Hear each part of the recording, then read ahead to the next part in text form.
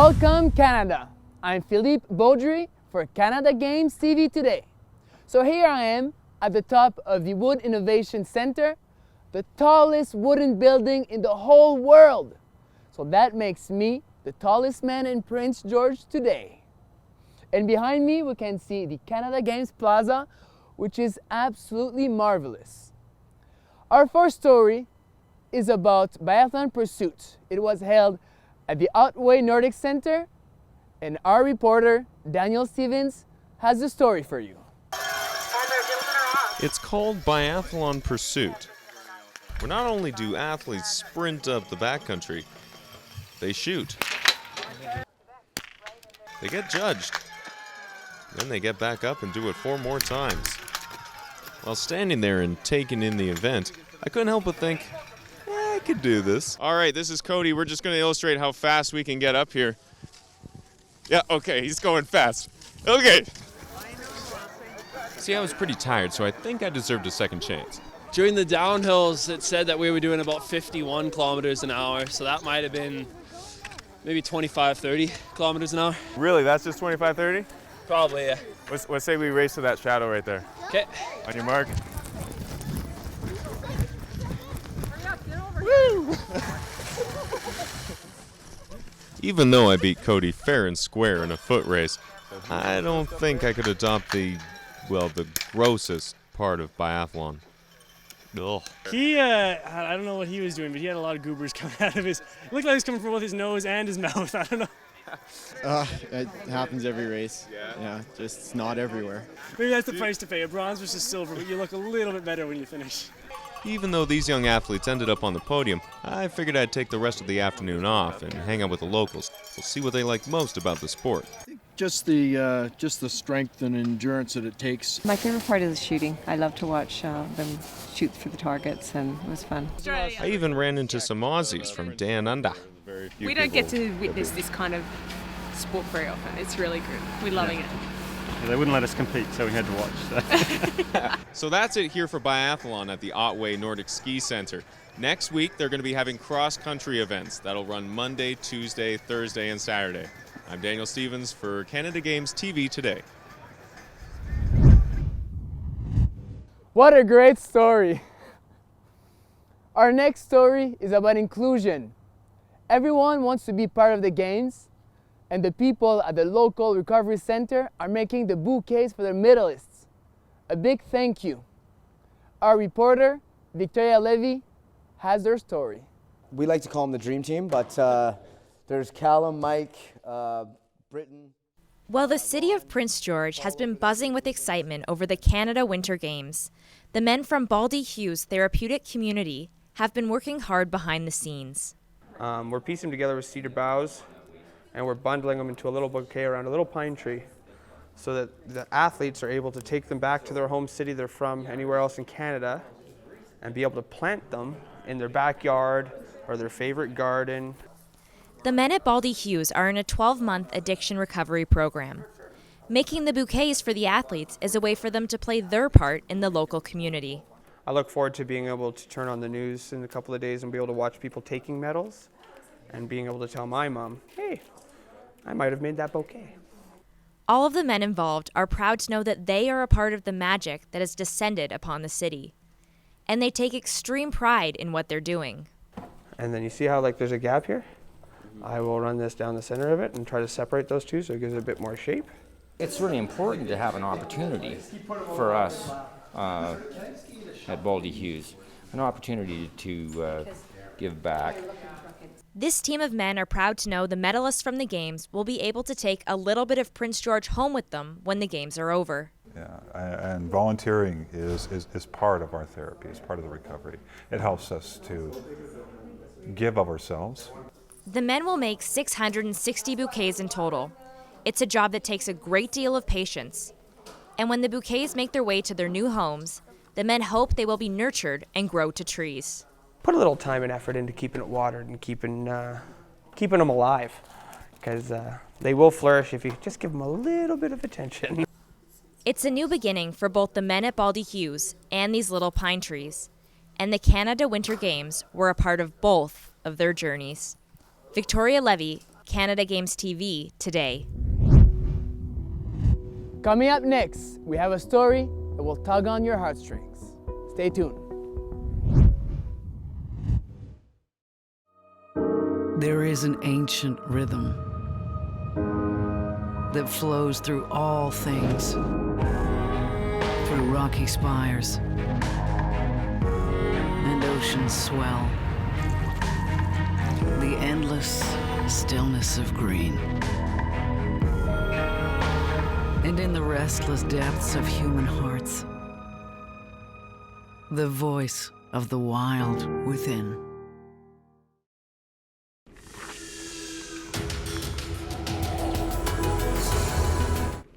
Our next story is about a girl from Team Nova Scotia who had heart surgery and made it to the Games. Our reporter Austin Good has more.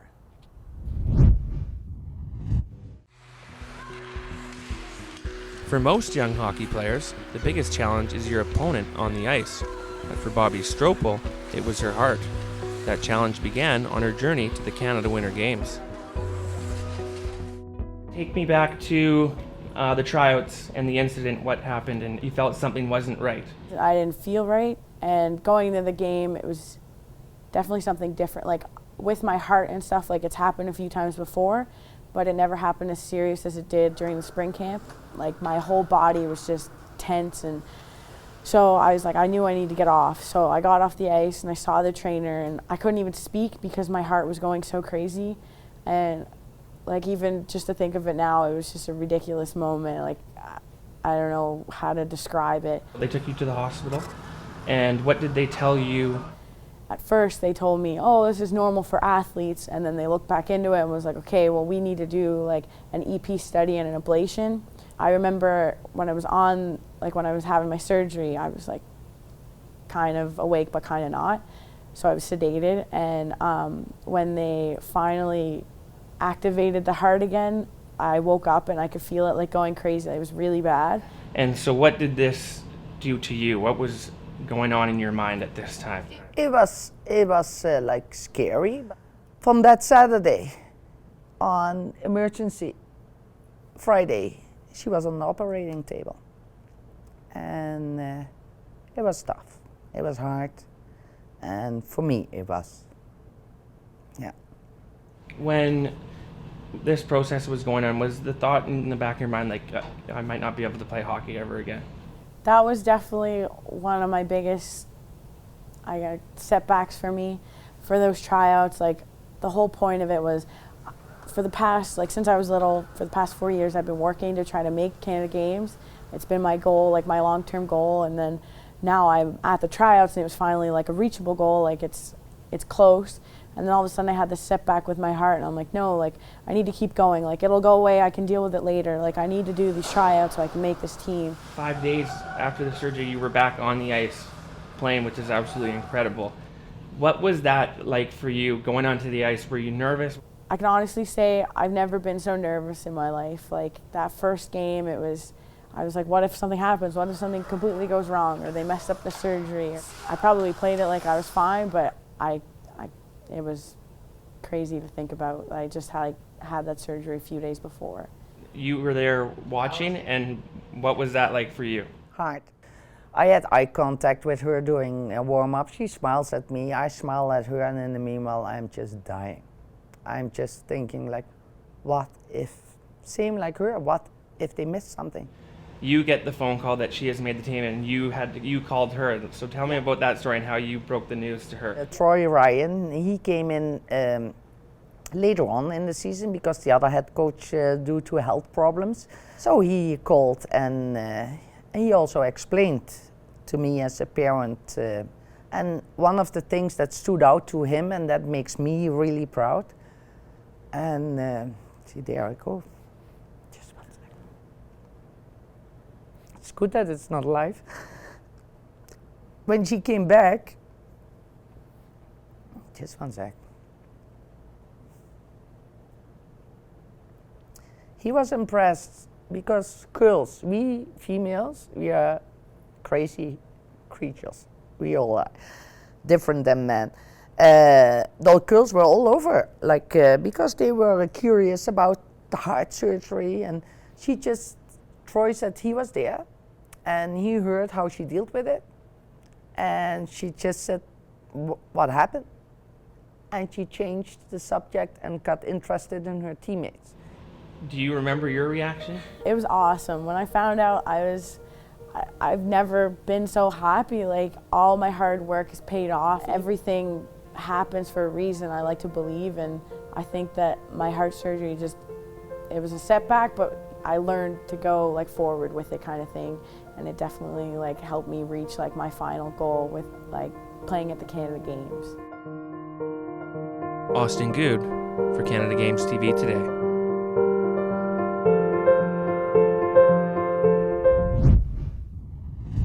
So here's another family story.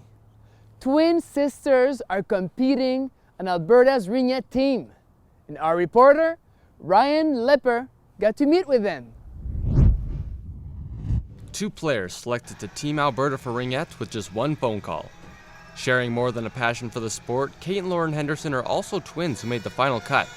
We were hoping that we'd both get on it, but we weren't expecting the results that we got, and it was just really exciting to make the team and to make it together and share the experience together was just really incredible. So, yeah, same for me. I thought that sharing the experience together would be just amazing, and I mean, when we both got the call, I was in tears and everything, so. With the pair being as close as they are, this experience couldn't be any better than by sharing it together. I grew up with her, and like she's my best friend, so I can't imagine anything else. It's really fun to just get to play with her and to experience this amazing event with her. So. The twins now go to different schools, but have found that being apart has actually helped their relationship in some ways. In September, I thought it was really different. It was a bit of a change for me especially, but I think it's good. We both kind of took our separate paths and becoming a little bit more individual and developing ourselves, so it helps us find our individuality a bit and figure out what's different about us, because often people look at us as one person. While doing things apart, we've actually grown closer. So one of the biggest differences they've found at these games is just who's behind the bench. As a coach for his daughter's club team, Al Henderson is taking in these games as a fan. Oh, I'm really enjoying it. It's a lot of fun, and you don't have all the duties of looking after being a coach. The frustrating part is when you want to impart some of my opinion onto to them. It's a big change for the girls, but not one that is affecting their play.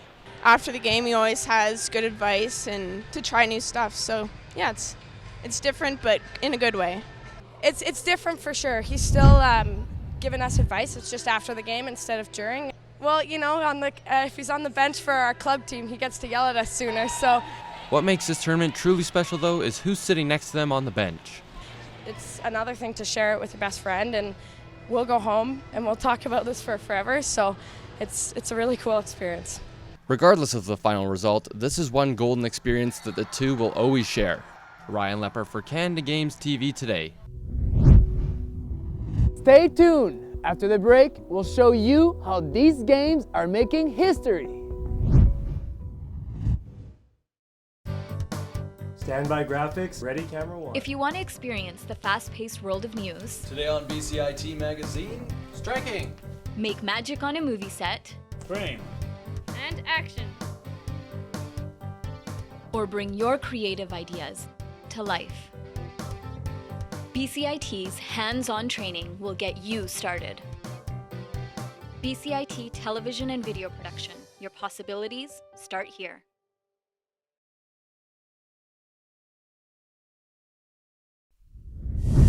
Number 24, Dr. Washington, number 25. Well, we're back down here in the Canada Games Plaza as events for week 1 of the Winter Games are wrapping up. But that doesn't mean the Canada Games are over quite yet. We have a whole new set of athletes arriving in Prince George over the weekend, and they're going to be playing some totally different sports for you next week. That's right. There's definitely a lot to look forward to. Athletes will be competing in trampoline gymnastics, which is a sport that's new to the Winter Games, and they'll also be competing in ice dance and table tennis. That's right. So remember, when you're heading out to events here in Prince George, be sure to use our hashtag CGTV today, and we'll connect connect with you on Facebook, Instagram, or Twitter. And remember, the latest episode of our show always airs on weekdays at 5 p.m. Good to have you back. Now, if there's one name you should remember for the future, it's Valérie Gelber. This amazing athlete from Quebec just won 2 medals at these Canada Games, one in moguls and one in freestyle skiing. However, she won't be able to celebrate that much because she's already leaving for another competition. Our reporter, Chantal Koskitsa, brings us the story. It was a long road to the podium for Valerie Gelber. The freestyle skier from Quebec actually had to redo her gold medal winning run after the judges were blinded by the sun during her first attempt. But Gilbert's hard work paid off, and now her medal means that much more. I have no word to describe the feeling I had when they gave me the medal in my neck. Like, it's just so nice. I cry when I knew that I win. So it's just incredible. Gilbert stood on the podium beside her teammate and friend Catherine Brunel, both in the individual and dual moguls. Là, je commençais à m'exciter, puis là, je voyais qu'on disait bon. When they weren't saying my name, I said to myself, oh, I could actually win. Then when I knew that I'd won, I burst into tears. My teammate won bronze, then we fell into each other's arms in tears and cried together. C'est un beau sentiment. But she doesn't have long to celebrate her victory. The 16-year-old is actually leaving the games early to prepare for her next competition. Chantal Koskitsa, Canada Games TV today. What an amazing athlete, this Valérie Gelber. We wish her all the best. Now I bet you're still wondering why these Canada Games are gonna make history. Well, our reporter, Austin Good, will tell you why.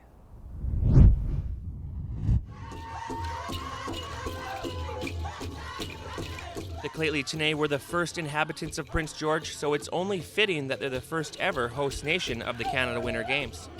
With a pavilion set up downtown, the band will showcase their history and culture throughout the Games. It's something they're extremely proud of. It means that we were setting the grounds for future Games in terms of the First Nation host, for Canada Winter Games,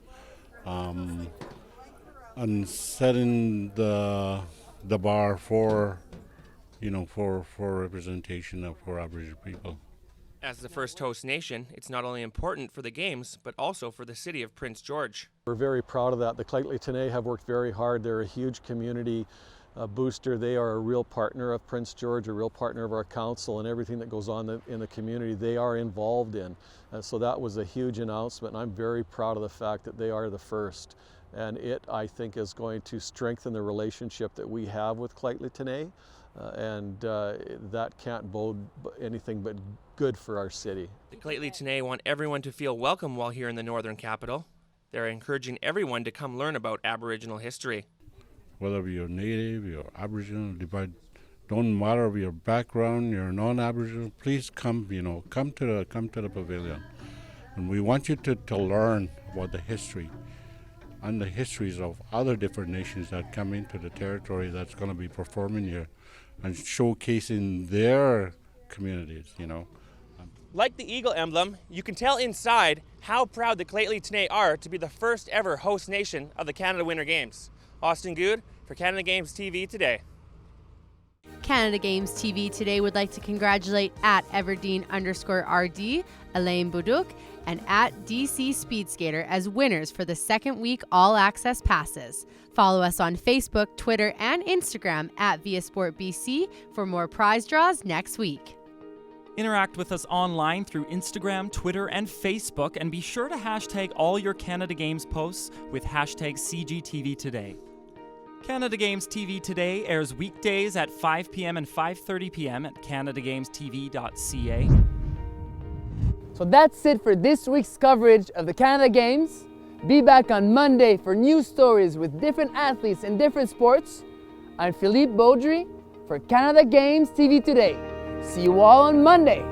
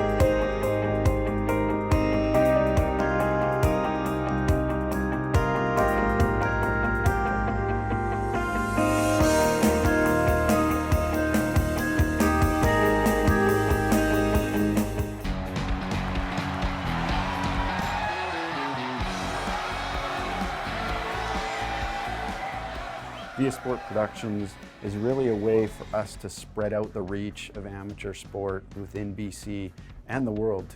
We have an opportunity to live stream, we can cover events, all ages and stages of life. For the first time, we can bring amateur sport to our community and to our province and to our country. Via Sport is the organization tasked with making sure all the different moving parts in the sport system are aligned so as to deliver the best possible sport and fitness product for every citizen in every corner of the province. Via Sport is about growing sport and physical activity throughout the province of British Columbia. At the end of the day, we want more people playing more sport for a longer time in more places.